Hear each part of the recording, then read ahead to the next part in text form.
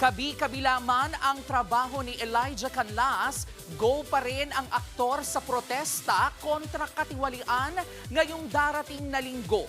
Wala namang kumukontra sa level up closeness daw ngayon ni na Ashton Olviga at Andres Mulak. Nasa frontline ng balitang yan, si MJ Marfort. Minamahal fever is on. From Manila to Visayas, dagsa ang fans ni na Andres Mulak at Ashton Olviga. Kwento ni Ash, special moment ito sa kanila nang katandem niya na si Andres Mulak na naluha pangaraw.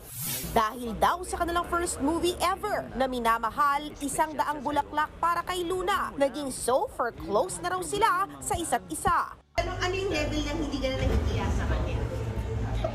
May nasabi yung utak ko pero parang ayoko sabihin. Bulong ko na nga.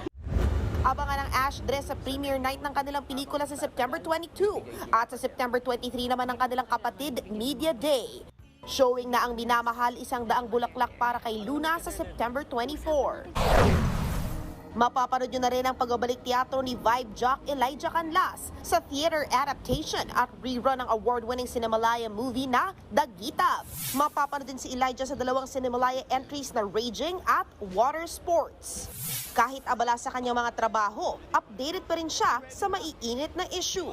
Dadalo pa nga raw siya sa protesta kontra katiwalian sa linggo sa EDSA People Power Monument. Bilang alagad ng sining, tingin ko tungkulin ko yon at responsibilidad ko to speak up.